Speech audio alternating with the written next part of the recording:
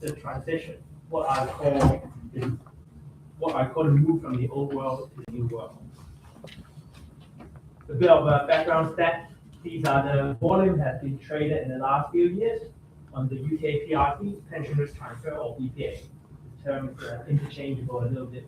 Basically, since this trust, which is 2022, the volume has grown from 28 billion to almost 50 billion in the last, from 2023-24. Last year we saw a little bit of a dip because we didn't see as many of big BPA deals come through.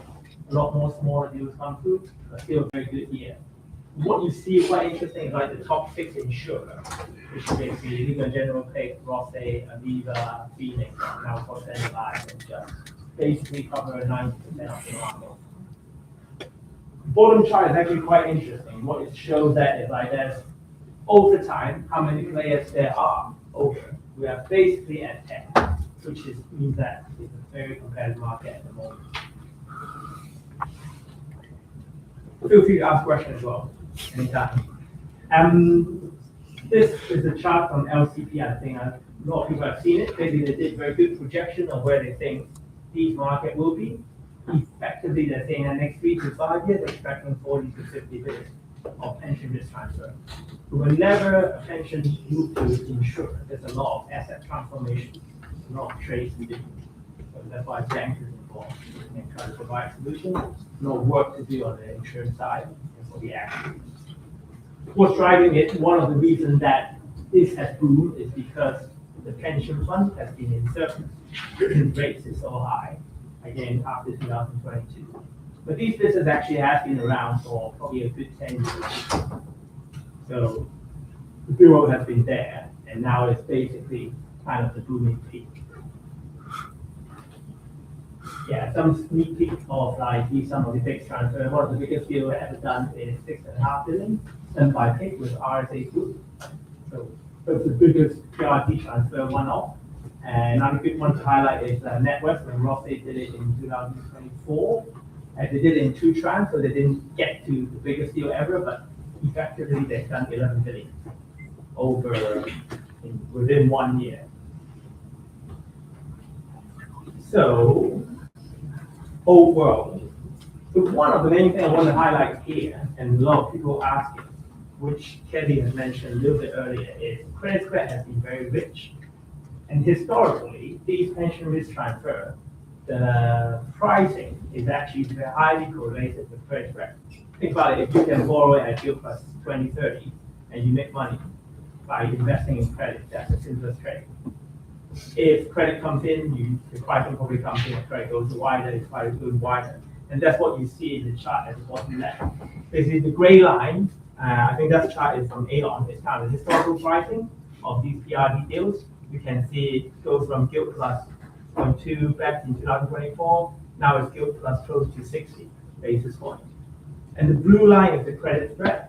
You can see historically it actually tracked the gray line very well.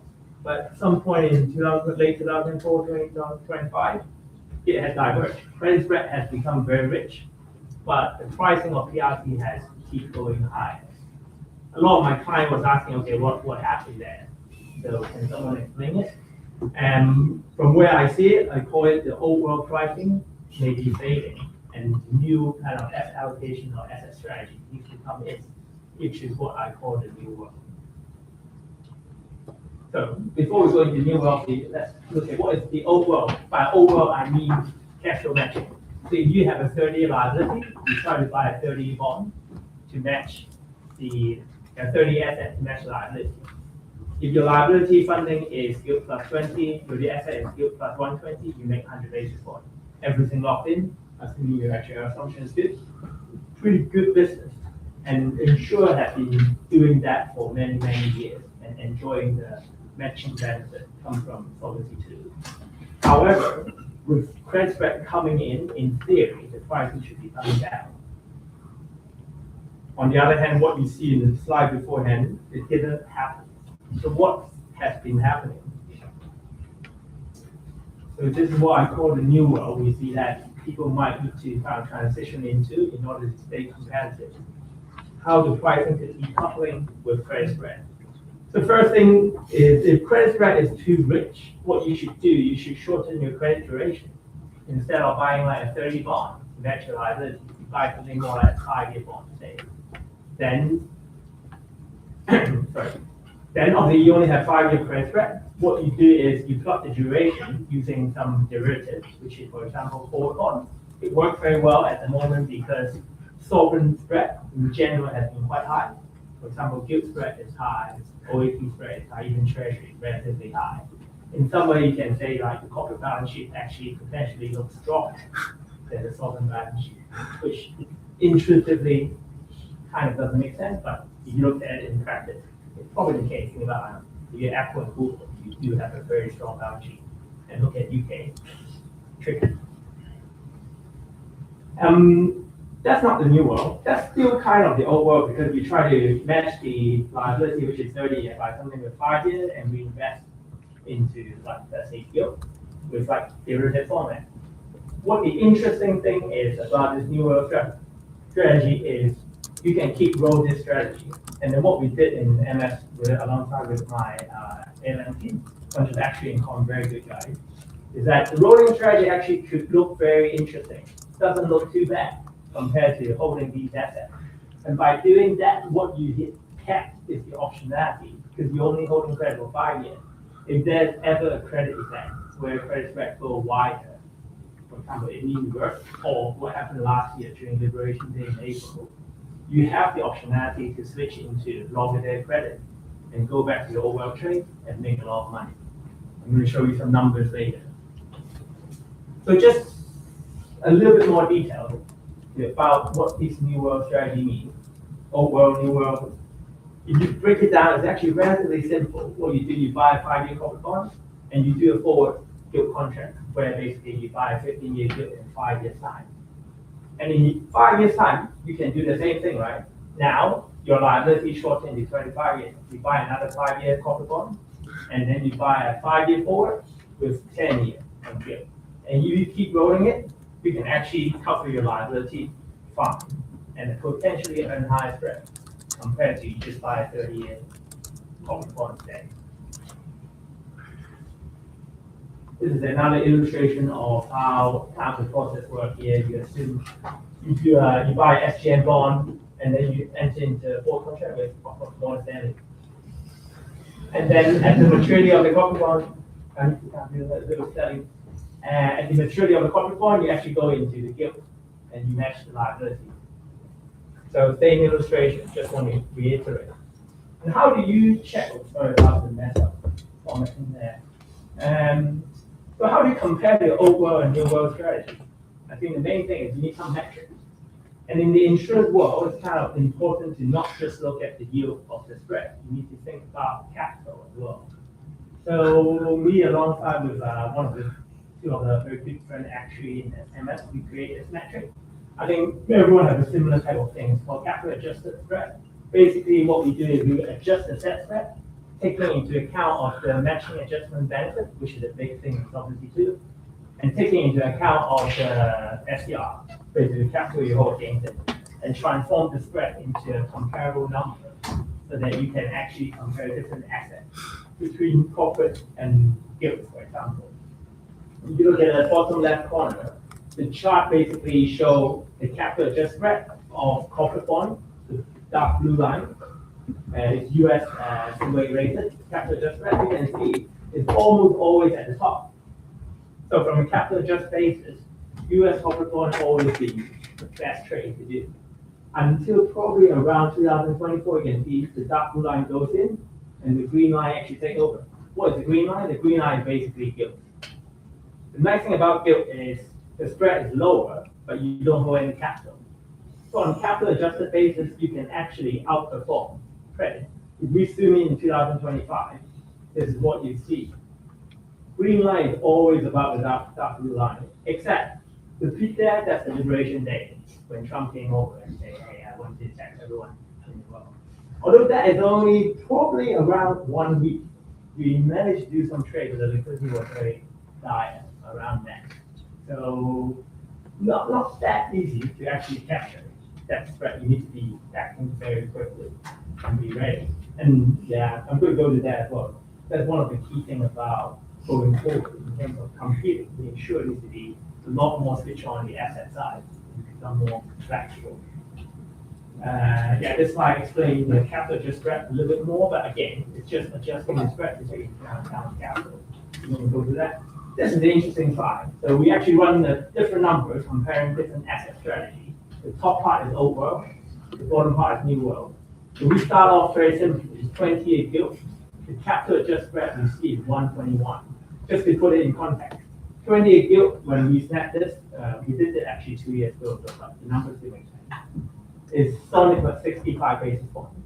But the capital just spread is higher at 120. The reason for that is you don't actually deduct anything because it's zero SCR. You don't hold any capital against it. But you get a huge amount of matching adjustment benefits. Therefore, your capital just spread is actually very high.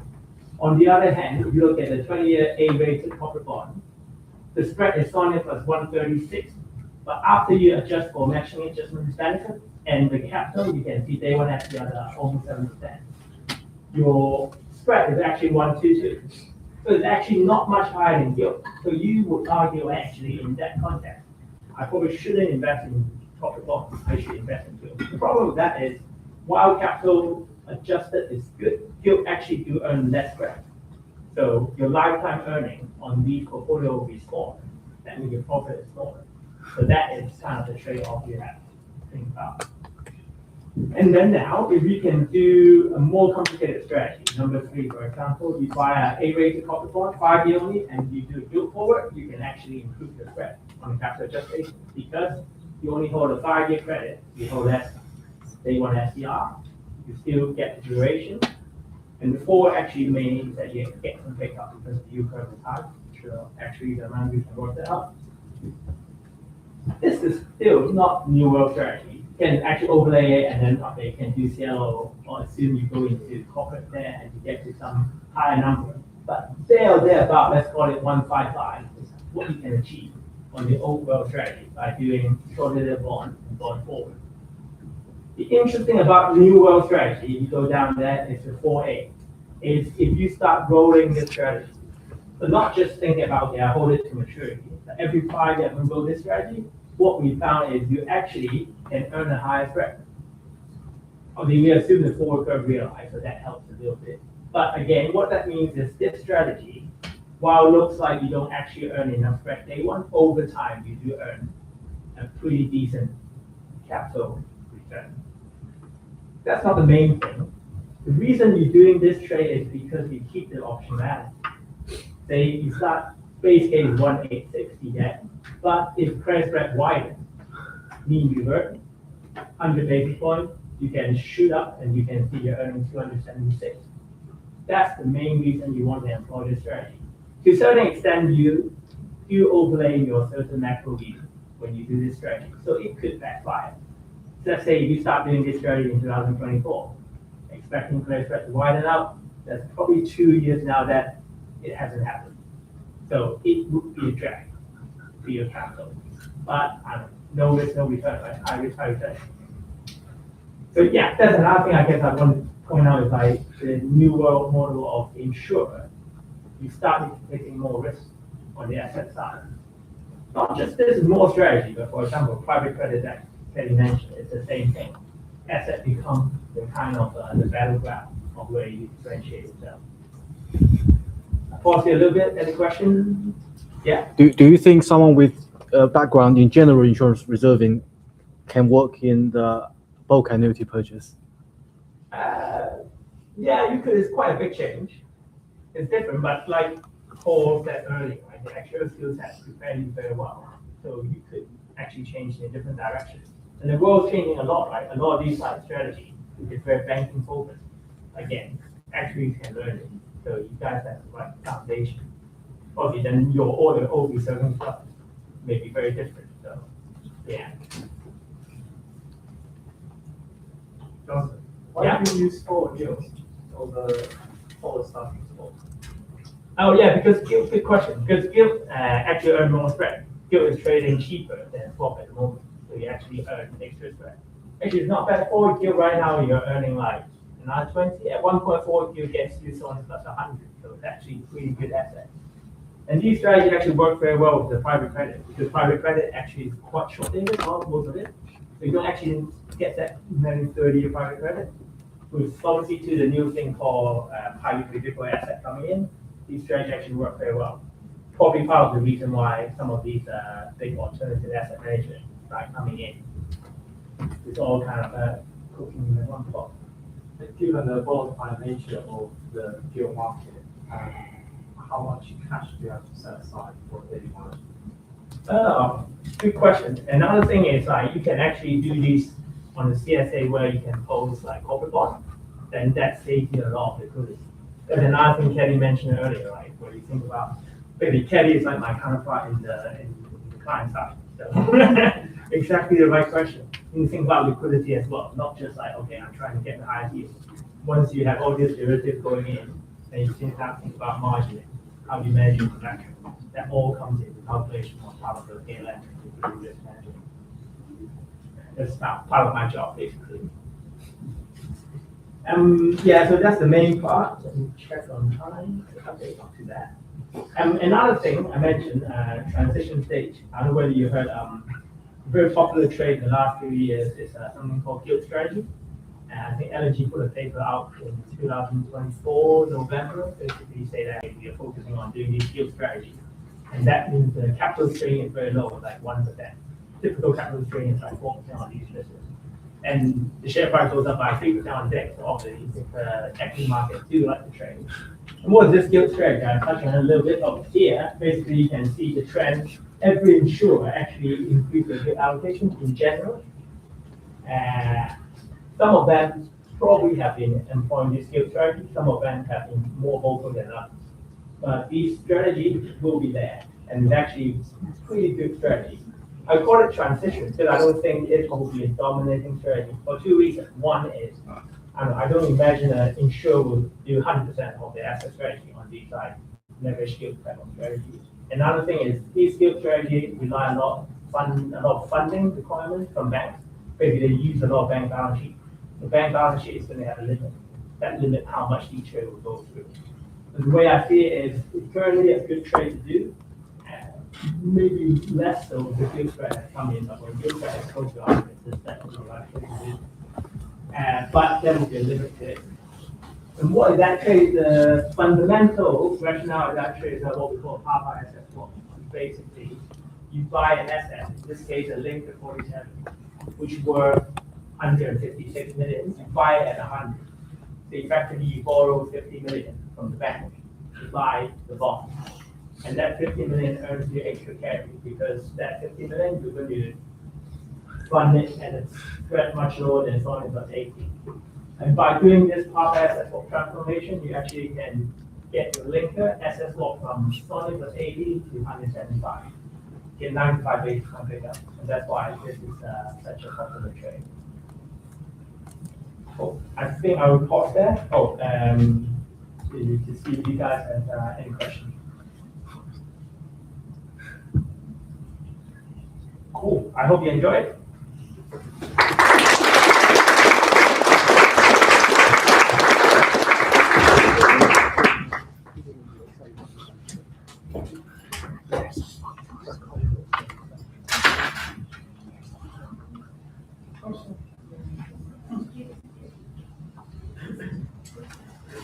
Hello, I'm Rika.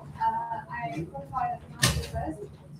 Always interested in the mathematical and statistical side of the actual syllabus. I decided to do my master in data science and machine learning at Imperial College. So my personal experience definitely echo a course message early on.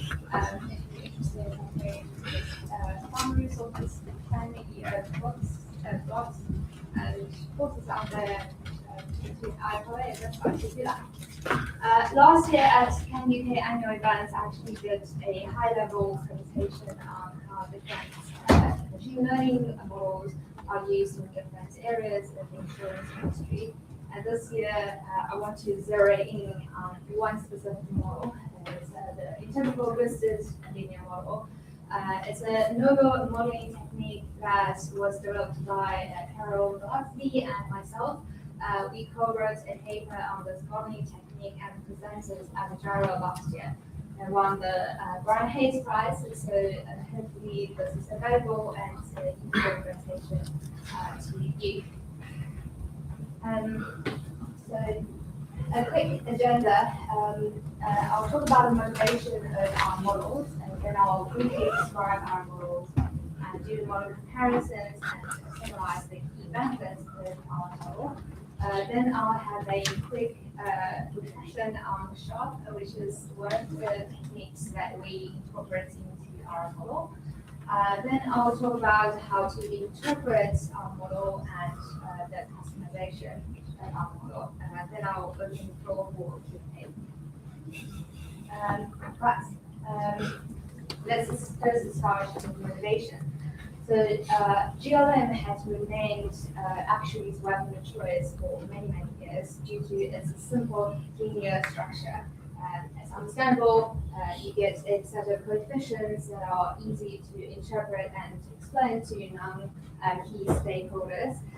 For example, if you change one unit of your predictor or input variable, you know exactly how your response variable will change. However, one of the key disadvantages of GLM is it does not perform very well when there is a non-linear patterns in your data. Typically, as a modeler, you would have to do some data transformations of your input variable and your response variable at outset of your modeling. That is, you have to do transformation first before you start establish or estimate your coefficients. Another key disadvantage of GLM is that it requires independence of your predictions for input variable. So if you want to capture if there is some sort of codependence between the input variables, typically you will start first iteration with your GLM, look at residual plots, and I try to identify which pair of predictors have variety. So those are the two disadvantages. On the other hand, if we look at machine learning models, they by design capture non-linearity in the data much better than linear models such as DLM. For example, you don't need to do any of the data transformations that are done within the modeling set itself. Also, you don't, the machine learning models such as XGBoost and neural network don't assume independence between the input variables. So those are the benefits. However, one of the perceived key disadvantages of machine learning models is that they're so-called black box models. You don't know what happens within the modeling step. You don't know what transformations the model has done, so you can't really explain this to the non-technical stakeholders. And that is usually perceived as a higher modeling risk. So you can still put actual control cycles that everyone loves around your machine learning models, but it is perceived a higher modeling risk. Additional advantage of machine learning models, and I only applies to some of the machine learning models, is that they sometimes have a higher barrier to entry. Take neural network as an example. Typically, if you want to fully utilize the superior model performance, it requires expert knowledge of playing around the model architecture and do a lot of private parameter training in order to utilize or tap into the superior performance of machine learning models. Now, the question is, are there any models out there that has the best of both worlds? The answer is yes. Specifically in the last couple of years, there has been a lot of research into this area. For example, about 3 years ago, there was a model released as local GLM, which also won the Brian Hayes Prize. It's precisely solving that problem. And today, I would like to present a alternative solution that also has the best of both worlds. Our model is called Interpretable Boosted Linear Model. It's essentially an ensemble model that ensembles GLM and XGBoost. XGBoost stands for Extreme Gradient Boosting. Hopefully it's familiar to everyone, but if not, you can look it up on the internet. There's loads of research on the model. And then we also utilize the state-of-the-art explainable AI method called SHARP. SHARP is effectively trying to explain the black box model outputs. I will come back to the sharp a bit later in the presentation. Right, so how does interval robust linear model work? As mentioned earlier, it's an example model. It resembles GLM and XGBoost. The beauty of our model is that you can swap out any or both of the components easily with something else. In fact, in our research, we actually swap out GLM with Swiss Actuarial Association GLM that is in fact a slightly more advanced GLM that utilizes regularization techniques to improve model performance. Alternatively, you can also swap out attributes with any gradient boosting model or boosting model. For example, if your data set has a lot of categorical variables, you might consider swap attributes with the cat-boost model. It won't affect the example model. So that's one of the key advantages or flexibility we wanted to build into our model. We consider two ensemble methods. First one is additive ensemble method. So in this ensemble method, you start with GLM. So you get a nice set of GLM coefficients and you get a GLM predictions. Then you calculate the residuals as the difference between your observations minus the GLM predictions. Then you use XGBoost to predict the residuals. And then for the example model, the output will be adding the two predictions. So adding the XGBoost predictions to the GLM predictions. In practice, a lot of insurance problems are not additive in nature, they're actually multiflexive in nature. For example, premiums. Typically in practice, premiums are calculated as the baseline premium or standard premium times some uplifting factors to reflect a higher risk a certain group of policyholders have. But in those scenarios, you should use a multiflexive ensemble method.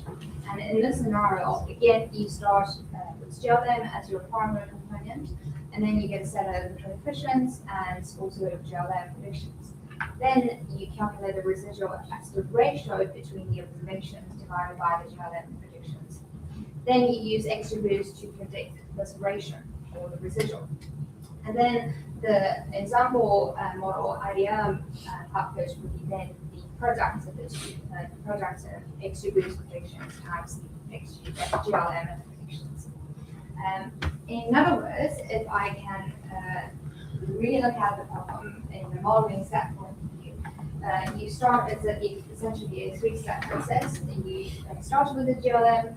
You have your GLM coefficients exactly the way that you estimate those coefficients. And then from the GLM predictions, you can calculate a set of residuals. In additive method, it is calculated as the difference between the observations and GLM predictions. And in multiflexive example method, it's calculated as the ratio between the observations divided by the GLM predictions. Step 2, you move on to the GLM, the XGBoost part, and XGBoost is used to predict the residuals. As mentioned earlier, XGBoost is usually considered as a black box model, so it's more difficult to understand. Then we utilize the sharp method, which is the explanatory AI method to explain the XGBoost component of predictions. And then step 3, we combine the XGBoost predictions with the GLM predictions. You either add them up or times them. And then you get the output of the example model. And I want to say here the coefficients, you can simply add the coefficients of the GLM with the sharp value that's generated in step 2. Now, a lot of people are thinking, how is that you can simply just add them? Hold on to that question. Hopefully, in the later presentation, it will become slightly more clearer. So let's move on to the sharp. So disclaimer ahead, we did not implement this technique. This was an explanatory technique that was developed and released with a paper by Ludenberg and Lee in 2017. So look up the paper. It's a brilliant paper. It's a state-of-the-art explanatory AI method that made the method quickly become the industry favorite. So if you want to explain your black box model, use SHARP. So it stands for Shapely Additive Explanations. it's obviously a very long paper, so for those who are mathematically inclined, I recommend reading the paper. It's a good paper. But if I were to summarize a 30-page paper in one sentence, the gist of it is that the expected value of your input variable, or your one input variable, is the weighted average, the marginal contribution of that input variable. Weight is calculated as a reciprocal of the combinations. That combinations is the feature set, all the possible feature sets, including that prediction or a predictor for the input variable. How does it work? Going into a little bit detail. You basically start with the zero feature model, and that model obviously only gives you the mean observations in the data set. Then you move on to one feature model, so a model that includes only one predictor. You compare the one feature model against the zero feature model, you get the marginal contribution of that particular input variable. And obviously you do that for all the input variables. And then you move on to two feature model, and that is, for example, a model including only x1 and x2. And then you compare that two feature model outputs against the one feature model outputs.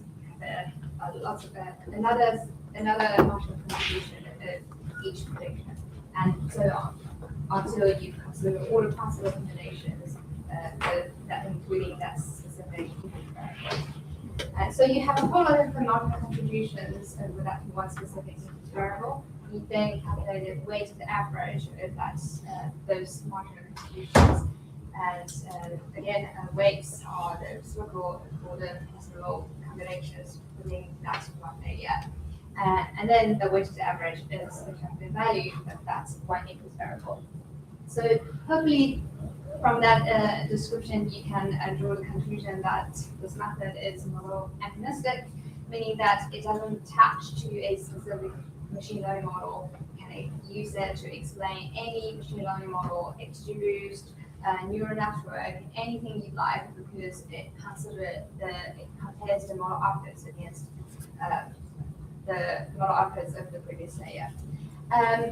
It has a couple of uses. You can generate transfer value at individual policy level or data points level or cohort level or global level, and gives you insight of how outliers behave, how your cohort policy holders behave, or how your portfolio behave.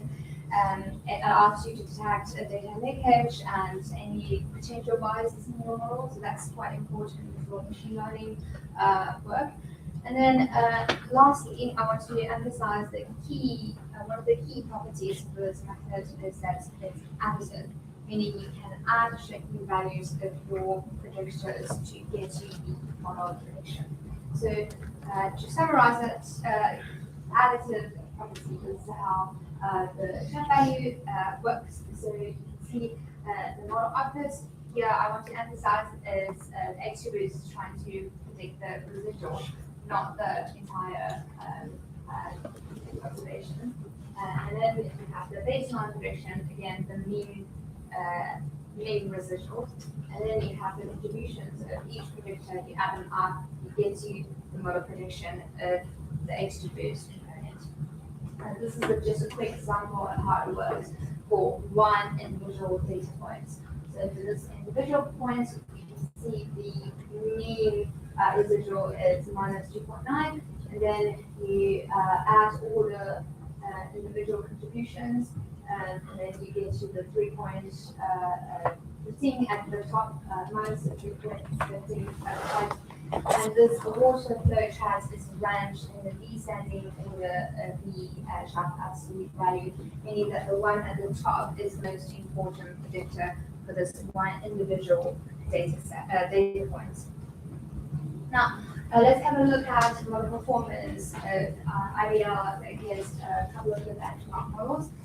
So we used the two performance metrics. The first one is Poisson deviance. Definitely everyone is familiar with it, as its naming implies. It's a deviance, so the smaller the deviance, the better the model performance. The second model performance matrix that we use is Pinball score. So it's calculated or defined as y minus the ratio between the cosine deviance of the model divided by the cosine deviance of the null model. Again, null model is effectively a zero feature model that includes no prediction, just gives you the main observations in the data set. So you can see here that we have two key observations. The first one is that XGBoost is still the best performing model.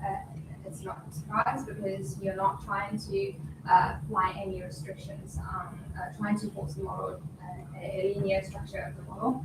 And the second key observation is that our linear example model only marginally slightly worse performing compared to the XGBoost. As you can see, for example, the cosine deviance XGBoost achieved 1.23, and then IBLM achieved 1.24, so only marginal difference. And then the pinball score again, XGBoost achieved 12.74% improvement, and IBLM achieved a 12.1% improvement. However, the key thing compared to XGBoost is that IBLM has a linear overall structure, and then compared to another linear model, GLM, IBM significantly outperforms the GLM. So those are the key observations here.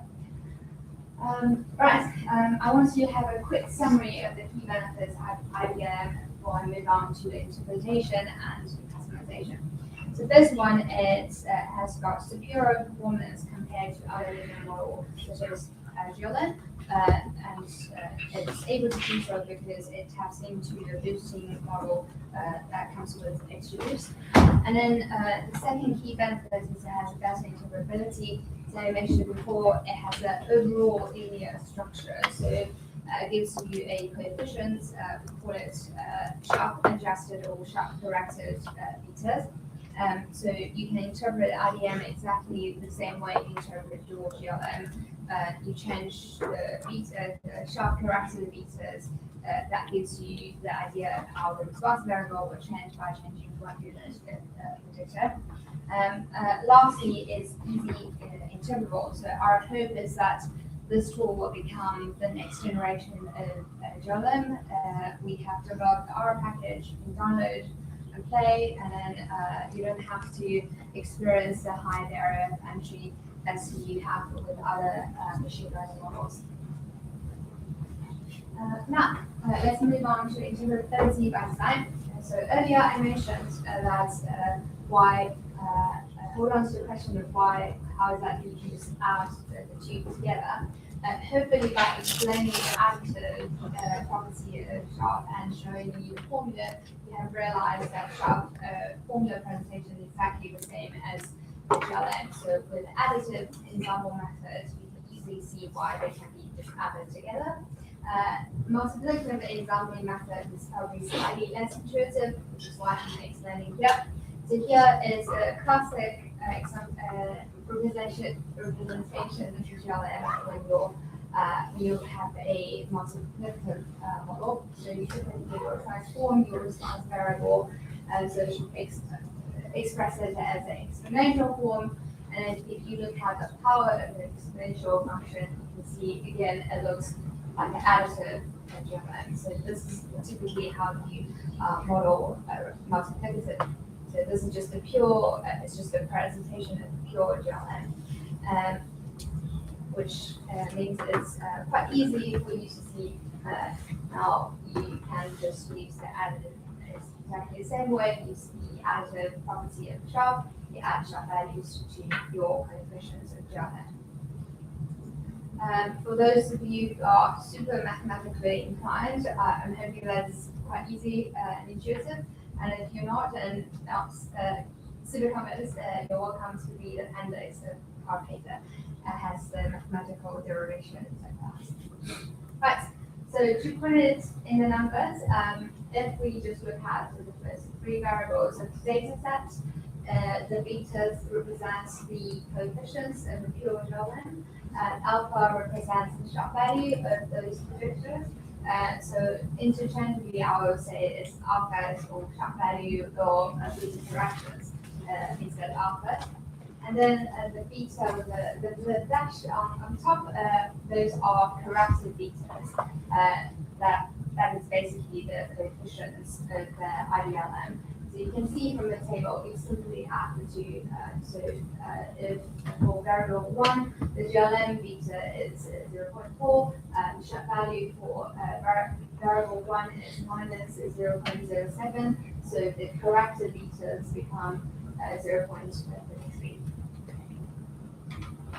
Right, how do we interpret it? So I specifically chose a variable that the correction is actually 0. So obviously the first benefit is if your alpha or the sharp corrections are not 0, that basically tells you that your GLM missed some signals that lets in the residual and X2 is able to pick up, you should correct your test. And I want to focus on the additional insights that you can still obtain even if your correction is 0. So for this specific variable is driver's age. As you can see that the alpha is centered around value 0. However, the additional insights that it gives and explain it. So this curve here is the distribution of your alpha or the sharp corrections. And then this yellow line in the middle is the beta of the GLM. And then the two dotted blue lines around this yellow line is basically the range moved by 1 standard deviation or standard error. What's the interpretation or realizations? So first of all, you can clearly see that this distribution is asymmetrical. It's skewed slightly towards the left. So it means that when you have even the mean correction is 0, you depending on different data points, you don't necessarily have a symmetrical correction for different points. And then this graph here shows the scatter plot of the corrections against the driver age values. Again, you can see it's centered around the 0. How we interpret this graph here is, for example, the graph highlighted there tells you that basically X2 says that you should increase your beta by 0.03. What's the observations from this graph? You can see again is the corrections are non-symmetrical. The key observations here is that for driver age that's younger than 25, the corrections tend to be positive, meaning that the drivers tend to be more reckless. And so this is probably something we all know. Young guys tend to drive more reckless than older drivers. The safest age range seems to be 25 to around about 30, 35. They tend to drive lots. They tend to have a lot less claims, accident claims, and older age roughly centered around the 0. So that basically gives you, if you imagine you are on the writer trying to write a motor insurance, those kind of insights that you should bear in mind when you issue a policy or underwrite a specific policy.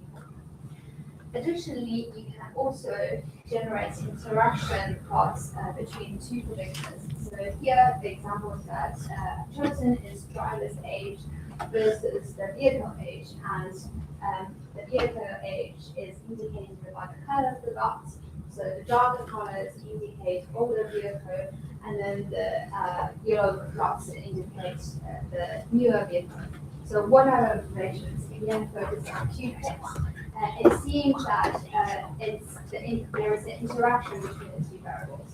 So for safe driver age around 25 to 30, they tend to have older vehicles. So it seems that as they drive more, become more experienced in driving, and actually they tend to have lower accidents. Whereas for younger guys, they tend to drive newer cars. So as around the right, the insight is that when you have a young guy driving a very new car, then they tend to be very reckless. And then the audience can confirm whether that's true or not. Right. Last bit is customizing IBM. And so this graph here shows that even the correction is centered around one, meaning this is a multiplicative method. So one means that no correction to a b-test. Even though you have no correction to a b-test, you go with long tail to the right, meaning that for some data points you have extreme corrections. So here, for example, it means that you're going to apply 20 times the baseline premium. Now you can imagine that kind of policy will not sell in any market. So what do? You need to trim your sharp corrections, meaning that apply some sort of restrictions and limits of how much your sharp correction can go. Here we plotted 3 different levels of trim. So trim 1 means that you allow your sharp correction to go as far as 1 standard deviation, and 0.1 means that 0.1 standard deviation, and 0 means that you allow the correction to go nowhere, basically 0. So you can imagine this exactly makes your IDLM the same as your normal pure GLM. And it's also indicated by the single score. So if you recall the performance, the single score of GLM is worse than 4.1%. This comparison here shows that as you narrow the range of your sharp correction, you lose some of the superior performance that you get with XGBoost.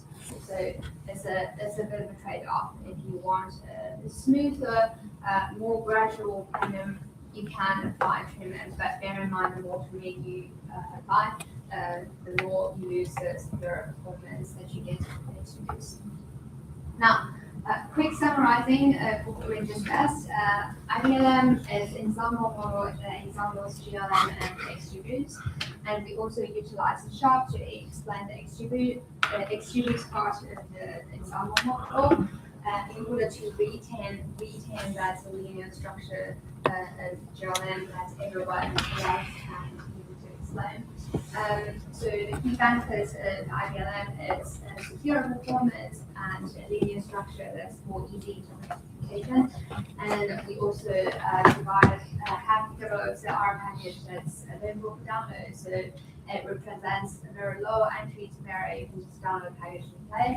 And we also talk about how to interpret the sharp corrected betas of IBLM. So hopefully you get some insights and you can draw some data-driven and model-driven insights and feedback to the wider business, such as underwriting performance, underwriting and claims department.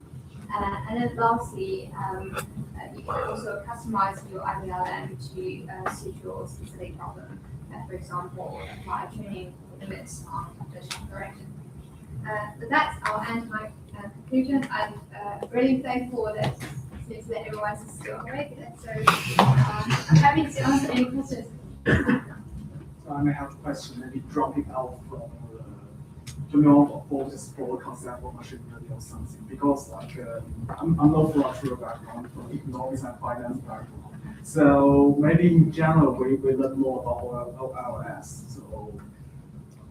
So could you give us some tips like how to like learn this kind of like knowledge, including like sharp and GLM or something, because I feel a little bit like more extremely advanced than we all previous study. Would you like give us some tips like how to like learn in shorthand, learn those kind of stuff in shorthand? Maybe my question is quite like. Yeah. I would say data camp is really good starting point. I think so. We actually using data camp as basically it's a company, but it's also it provides a very comprehensive list of concepts and has a training material. You can basically do that and try to pass the test online and try to do the work. And the other hand, and I'm suggesting that because you don't come from an actual background, but for the actual students in this part, I would suggest go to the annuity website and check out the resources that they are offering.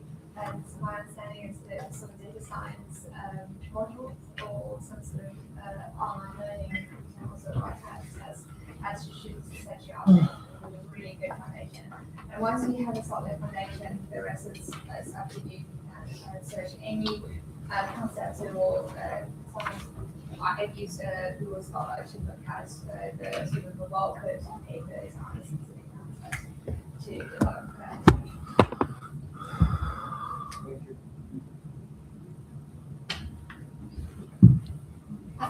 Yeah.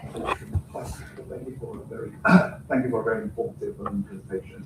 I just want to understand a bit more about the performance of the model, like how it scales with large data sets, because a lot of machine learning models can be quite computationally intensive, Yes. and hardware not. So how does it perform with a very large amount of data? That's a very good question. So usually for the insurance industry, that tends to be very data sensitive. So the data sets that we use is the French model insurance data set. It's very well known in the actual profession. So that is one of our limitations. We also tested on a couple of the other data sets that we downloaded from paper. It basically is the same, but those data sets are not insurance data sets, which is why I didn't mention it in the presentation. But the testing those other non-insurance data sets to confirm our results, basically. The XGBoost is still the best performing model, and IBM it comes very, very close to second. But the idea is that you lose a small marginal performance, but you gain the linear overall structure of the model. Again, thank you for the very clear presentation and explanation. I have two questions. So the first one is, so it sounds like a very straightforward concept. It's a very direct improvement on the basis of GLM. And I'm just wondering, I assume that you are from a IFOA researching group, right? Working group. And what are the future research topics you're going to have on this topic? And the other question I'm having is that I believe that most of the insurance companies are currently using GLM, and I assume that this concept, again, is a very straightforward improvement. And if insurance companies are going to implement this model in the future, what do you think will be the bottlenecks that will stop them from doing that? Or is there going to be any regulatory concerns on this? I think the regulatory concern is probably going to be as with any other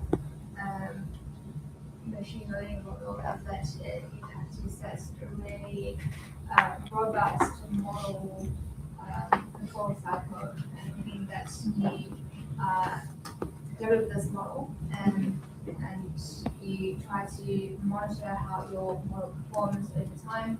And one of the key things or more important things with machine learning models is sometimes you get this concept of model drift. I don't know if anyone has heard of it exactly, is that you develop your model on however many data sets that you try to use. I'm pretty sure with any robust actual control cycle, you try to use as many data sets as possible. However, over time, those data, the online data themselves might have changed, maybe because the nature of the business has changed, maybe there's some industry-wide quickly changes that is unnoticeable from a year to year or quarter to quarter, but over time, let's say 5 years' time, has got a significant fundamental change. So you want to make sure that your model is monitored on a regular basis to ensure that it doesn't drift, or the model started performing less than what you expect. Yeah, thank you. So one more question. Just curious, what method do you use to tune the hyperparameters in the XGBoost? That's a very good question. And that's actually one of the key reasons that we chose XGBoost as opposed to other brain boosting model. I'm not sure if everyone has heard of Kaggle competition. That's basically a very well-known competition in the data science world, and it has been some consistent conclusion that XGBoost outperform other machine learning models. You may get some certain data sets that neural network performs better. My understanding is XGBoost is usually the best performing model, and then neural network comes second, and the best solution sometimes is either XGBoost or combination of XGBoost with some other machine learning models. But in addition to superior performance, one of the key things with XGBoost is that it actually does the model training and tuning itself for you. So as a modeler, you don't actually have to play around. Usually the default have a parameter value that XGBoost gives you, does give you the best performing solution. Even if you try to play around a bit, you'll see that the conclusion is either native or so marginal that it's almost in practice it doesn't make sense at all. It doesn't warrant the effort that you put into having practice tuning. Last question, still as a beginner. Do you prefer using Python or RStudio or MATLAB? You're asking a touchy question. And that's a big debate in actual profession. I think most actuaries started their university learning R as opposed to Python. I actually learned R at university myself. But as I started doing more and more data science work, I actually started preferring Python, but not for actual research or statistical research. It's just from a practical point of view. If you want to take a model in lab or model in research to production grade, you need a lot of data science to help you to do that. And they tend to be trained in Python. So it's a practical use for myself rather than from a research. I think from a research point of view, R still has its advantage. Can you answer your question? Yes. So if you have time, look up.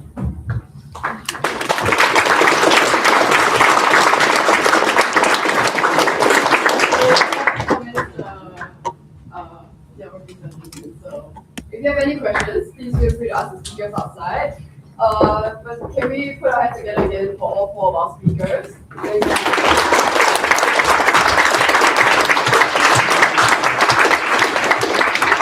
also forgot to give this disclaimer at the start, but I just want to remind everyone that any thoughts or opinions, everything shared by the speakers are from themselves and not representative of any of their companies. And with that, we have some gifts for our speakers. So I'd like to invite you to come up. And we have some thank you gifts for your time today.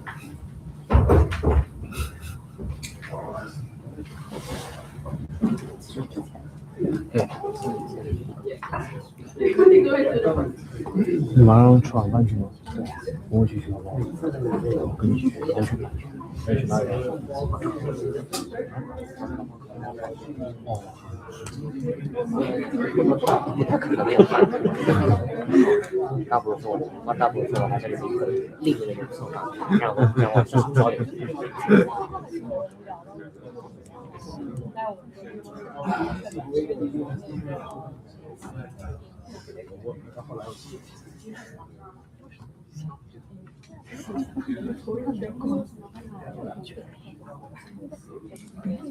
Everybody turn around and try to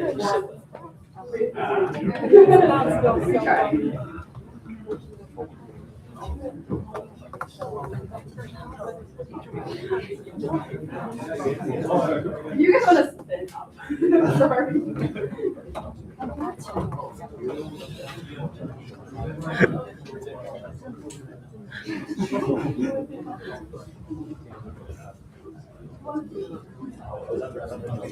If